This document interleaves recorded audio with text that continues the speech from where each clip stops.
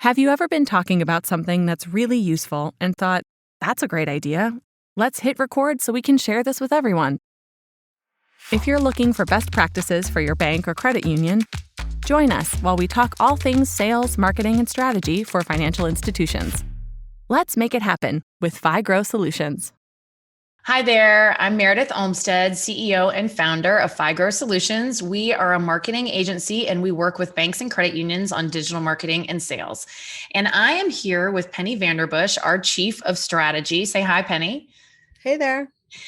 So we were just having an awesome conversation about how to keep content fresh for banks and credit unions. So that's who we work with. So we wanted to take a minute, hit pause, and talk to you guys a little bit about some tips that we've really discovered over the years for how to really drive fresh content, make sure that people, when they're coming to your website or really any of your digital assets, are seeing kind of new, relevant, interesting information and content that is going to help drive really leads and conversions for your bank or credit union. Yeah, absolutely. Some platforms do offer the ability that your website may be hosted somewhere where you have what's called like smart content, where like based off someone's behavior, you can change out what they see when they visit your homepage. That homepage hero space could be, behavior based. If they were recently on a checking account page, then they see checking account content. They're recently on a credit card page, they see that. So behavior-based relevancy in content, like displaying content to your website visitors, especially in the digital space, is huge. But if you don't have the capability to do that, or if you do, definitely be doing it. But in addition to that, we're going to kind of cover some of the other content areas where we're not talking about like that automatic, agile, smart behavior-based content switching that a lot of, CMSs allow you to do now. And, starting with when you make your marketing strategy, if you subscribe to the inbound philosophy and are structuring your content into content clusters, so you have a pillar page supported by blog posts that are backlinked internally to one another strategically so that you're performing better and organic and that you're ranking. Each year when you go to build your new campaign, what you want to do is look at your existing cluster. So let's say, it's a credit card campaign.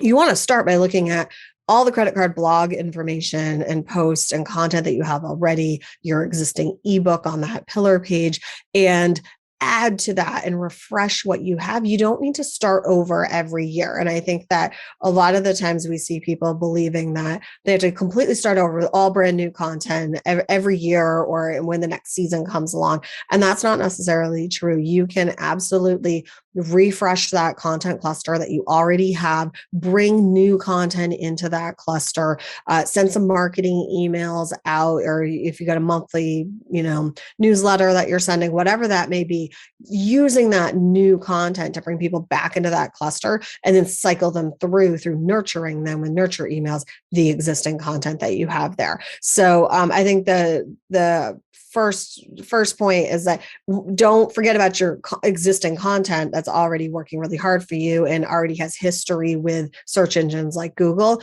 Make sure that you're updating that, refreshing it, and adding to that cluster. Make your cluster stronger as you go. Don't abandon them. Yeah, absolutely. And I think one of the other things that we've been doing for clients more recently, in addition to content clusters, which I really like, is a little bit lighter content that kind of goes along with the seasonality of financial products or services, or just like small little budgeting decisions. So what we've been doing with clients over the last year and this year especially is creating a 52-week blog schedule.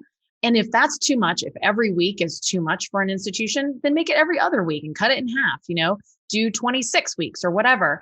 But, and come up with things that are like a little bit lighter, like how to budget friendly ideas for a Valentine, or planning your family spring break on the dime, like, or something like that, that's got some financial know-how and some expertise. It still paints you in the light of a trusted financial advisor, and it's professional, but doesn't necessarily have to be tied to a specific content campaign, but it still feels really fresh. It still gets eyes on it. It can drive traffic from existing customers or potential new customers, and keeps your domain authority high because of the recency, basically, score of always having new content on your website. So that's another way to do it. The other thing that I wanted to say about this kind of lighter content, and really any content, is I cannot stress enough, outsource some of it. Don't try to write it all in-house. Like, there's so many ways you can get to freelance writers out there online now. It's amazing.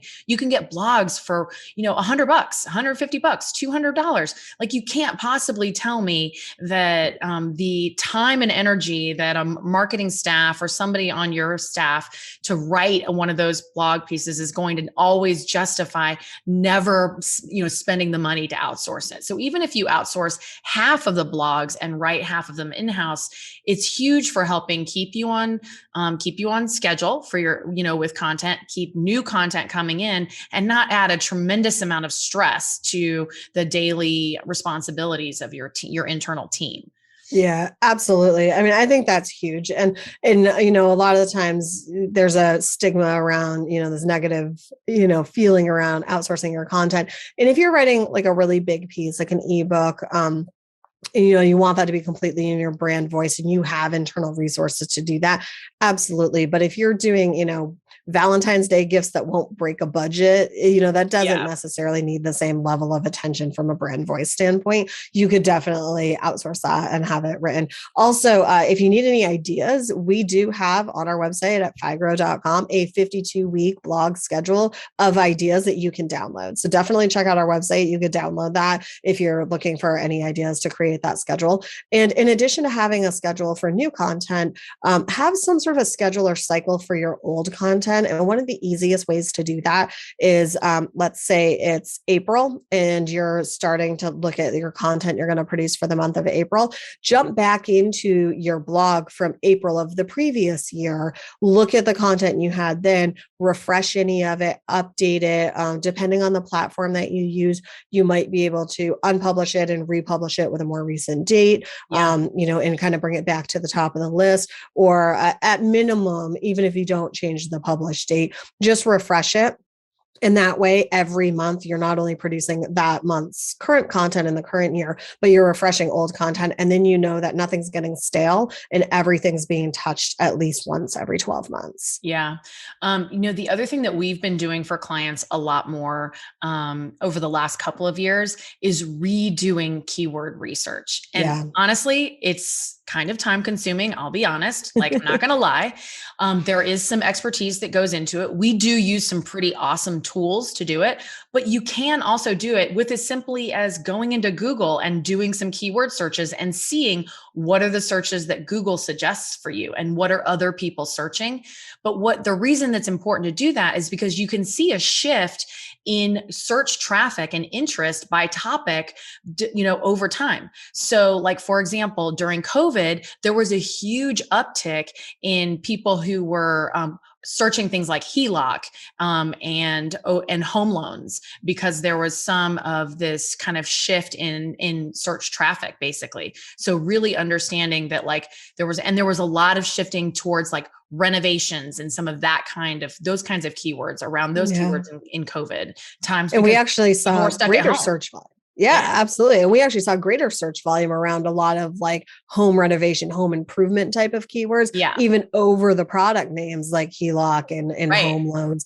And so that would be a substantial shift in the way you're titling your blog post, titling your content, especially anything you're sharing on social. Like, when home renovation, home improvement is now literally trending nationwide, if not worldwide, while everybody's, kind of in their homes, then you want to capitalize on that by making sure that your content and your titles and the information you're putting out is relevant to that current trend. And you only know that if you're paying attention to the keyword search volume and doing that research on a regular basis. The other thing that we've been talking about, written content a lot.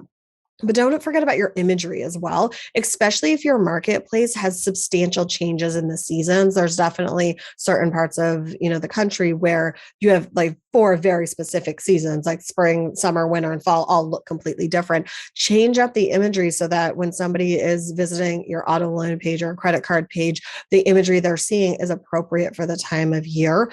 And, it's not, you obviously wouldn't want a picture of fall leaves, all year long. It's noticeable that that looks like dated content immediately. Yeah. So updating your imagery, at minimum, your hero images on the top of your product page, definitely your homepage, that should be getting updated constantly. But for your product pages, don't forget about those hero images at minimum. And if you can do more on page, that's great, but try to keep those updated as well. Yeah. The last thing I was thinking about when we're talking about websites in general and content is if you are running live chat or a chat bot, especially a chat bot, because basically what you'll see is that when you have a really well-designed chat bot, you should have like, here's our top 5 or top 8, maybe 10 at the most, topics that people are interested in. So you kind of walk through those topics and you try to answer the most frequently asked questions through the chatbot to avoid having to use a live staff member to take a phone call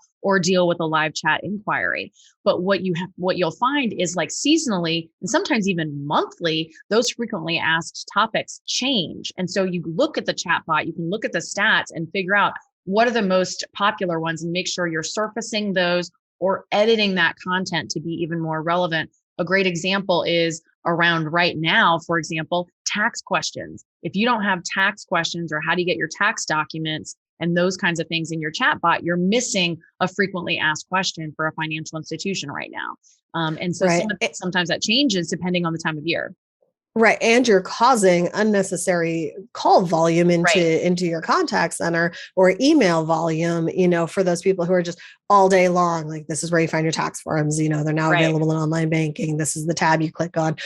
So a lot of times, especially for chatbots and really in general, having a good line of communication between frontline staff and the people producing the content, which is typically marketing, but it could be other departments, making sure that that stays open all year long so that your contact center folks are comfortable saying, hey, marketing, everyone's starting to ask about tax forms right now. Like, let's get that in the chat bot, or like, let's switch out the content, and it's a matter of being proactive sometimes, or just reacting to what's the information you're coming in and doing something about that, really empowering those staff members to reach out to marketing or, a department head and give that feedback is super important. I totally agree with you, Penny. Awesome stuff. So great conversation. Thank you guys so much for tuning in. Please visit us at FiGrow.com. We've got a lot of other great podcast topics there. We've also got FiGrowth Academy and also our retainer services and our website services. So we'd love to learn more about your needs and help your bank or credit union grow. So let's get out there and let's make it happen.